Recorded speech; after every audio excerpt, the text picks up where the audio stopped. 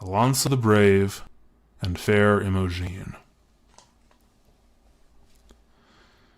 A warrior so bold and a virgin so bright conversed as they sat on the green.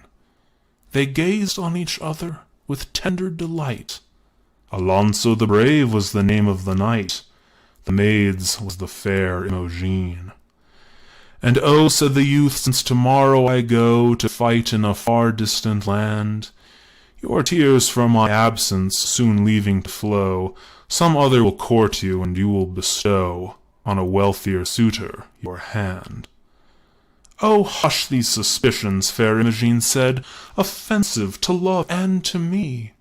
For if ye be living or if ye be dead, I swear by the Virgin that none in your stead shall husband of Imogene be.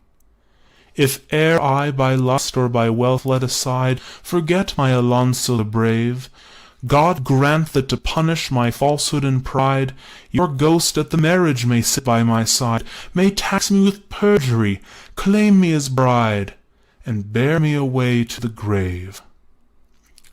To Palestine hastened our hero so bold, his love she lamented him sore.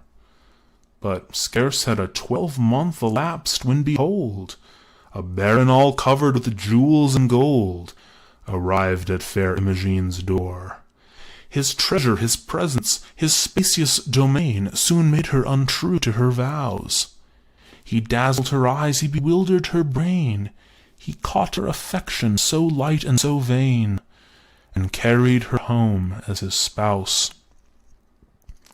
And now had the marriage been blessed by the priest, the revelry now was begun, the tables they groaned with the weight of the feast, nor yet had the laughter and merriment ceased, when the bell of the castle tolled 1.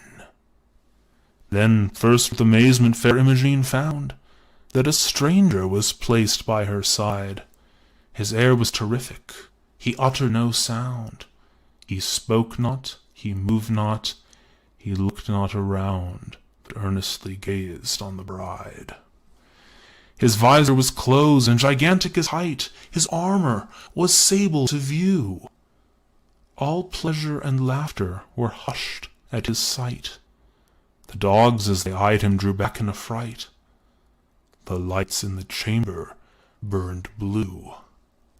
His presence all bosoms appeared to dismay. The guests sat in silence and fear.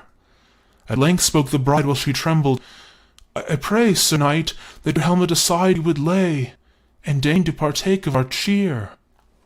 The lady is silent, the stranger complies, his visor lies slowly unclosed. O God! What a sight met fair Imogene's eyes! What words can express her dismay and surprise, when a skeleton's head was exposed? All present then uttered a terrified shout, all turned with disgust from the scene. The worms they crept in, and the worms they crept out, they sported his eyes and his temples about, while the spectre addressed Imogene. Behold me, thou false one, behold me, he cried. Remember Alonzo the Brave.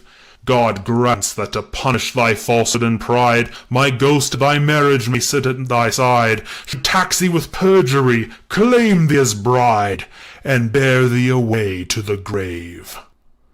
Thus saying, his arms round the lady he wound, while loudly she shrieked in dismay, then sank with his prey through the wide yawning ground, nor ever again was fair Imogene found, or the spectre that bore her away. Not long lived the baron, and none since that time to inhabit the castle presume. For chronicles tell that by orders sublime there Imogene suffers the pain of her crime, and mourns her deplorable doom. At midnight 4 times in each year does her sprite, when mortals in slumber are bound, arrayed in her bridal apparel of white, appear in the hall with the skeleton knight, and shriek as he whirls her around. While they drink out of skulls newly torn from the grave, dancing round them the spectres are seen. Their liquor is blood, and this horrible stave they howl, to the health of Alonzo the Brave, and his consort, the fair Imogene.